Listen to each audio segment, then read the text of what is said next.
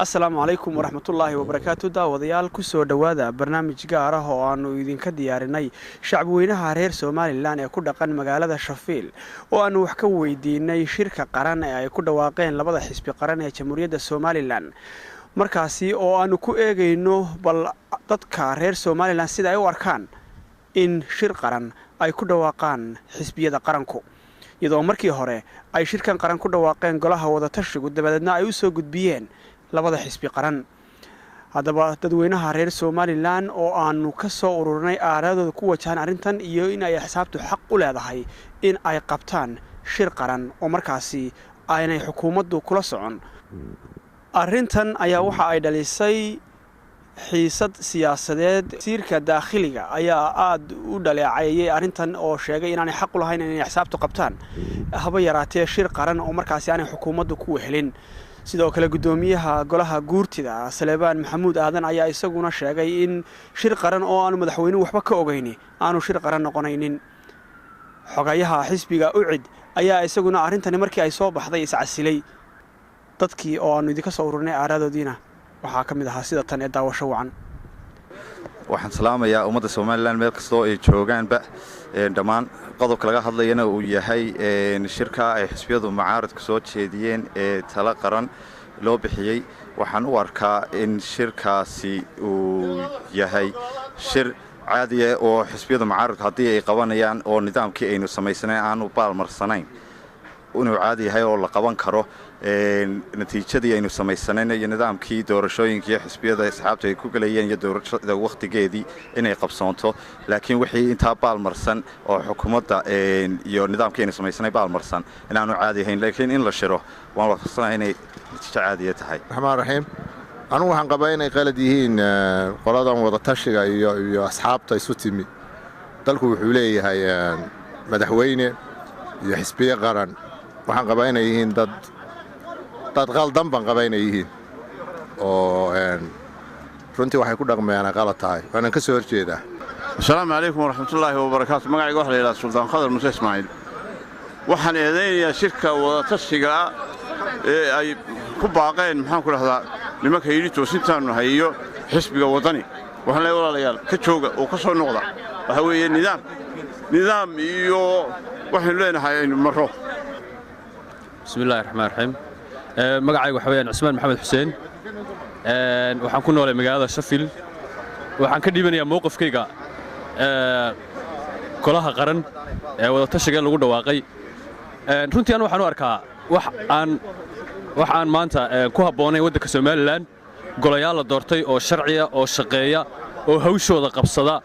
oo qaranku xil saartay ayaa shaqeeya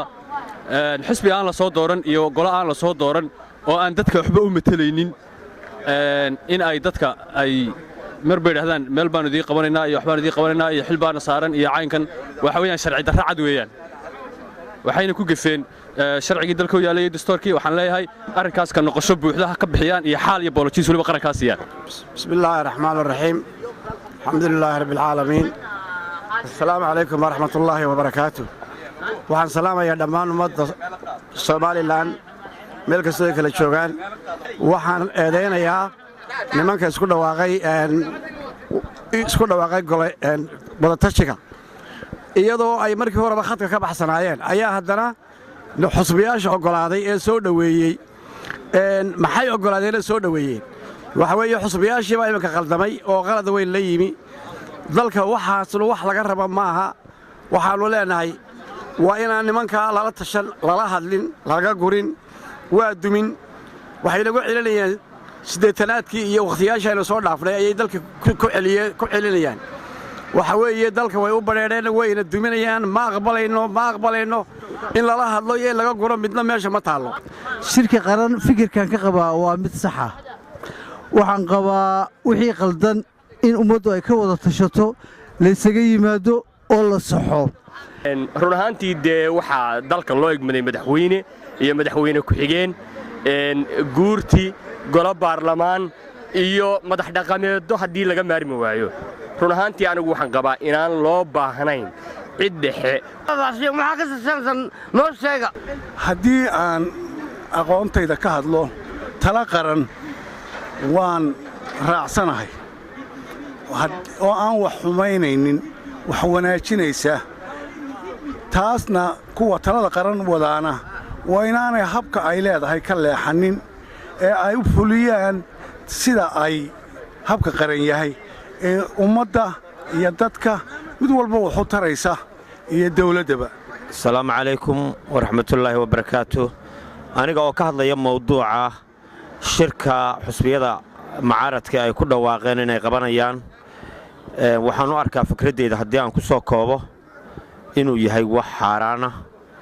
oo aan wakhtigan xaadirka macquul ahayn ama bannaanayn.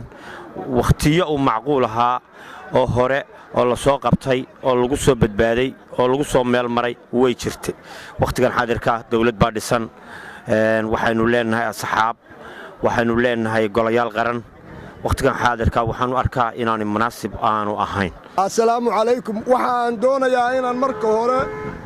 TV-gan Somaliland u mahadnaqo iyo asxaabta ka shaqaynaysaba dabadiyo gudo. dadkana waa wada salaamayaa. shirka aad weydiisay haddii uu sharci yahay waanu taageeraynaa, haddii uu sharci darro yahay ma taageeraynaa. laga daayo dadka caynka ah yaan la jaha wareerin. haddii uu sharci yahayna waa ku dhaqmaynaa, waa raacaynaa. wassalaamu calaykum waraxmatullaahi wabarakaatu. bismillahi raxmaani raxiim. marka hore waxaan salaamayaa dhammaan shacabka reer Somaliland ee laga yaabo inay dhageystaan klibkan. arrinta su'aashan aad weydiisay ku saabsan doodan ay axsaabta mucaaradku ku baaqeen xaq ma u leeyihiin mise ma laha. anigu waxaan u arkaa inay xaq u leeyihiin, xaq dastuuri ana ay u leeyihiin, sababta oo ah waa axsaab la doortay oo codkii qaranka iyo codkii shacabka ku fadhida. waxay metelaan marka la isku daro cod ka badan ka dawladda ama madaxweynuhu ku fadhiyo ayay haystaan. waxay u xil saaran yihiin in ay ka hadlaan oo ay la xisaabtamaan dawladda, inay wixii qaldan sheegaan, in ay danta qaranku halkii ku jirto tilmaamaan, in ay sheegaan wax qaldan ayay u xil saaran yihiin. shirkaas anigu waxaan u arkaa inuu yahay shir macquula, aayaha ummaddana ay ka taliyaan. cid kastoo nabadgelyo iyo arrimaha ummadda ka talinaysaana shir way qabsan kartaa. daawadayaal, barnaamijkii aanu ku eegaynay shacabweynaha reer Somaliland ama jaaliyadda reer Somaliland ee ku dhaqan magaalada Sheffield sida ay u arkaan xisbiyada qaranku shirka qaran ay ku dhawaaqeen. intaas ayaanu ku soo gabagabaynaynaa. waa Yaasiin Faarax Jees iyo Abubakar Maxamed Cariish oo idinkaga tegaya. assalaamu calaykum waraxmatullaahi wabarakaatu.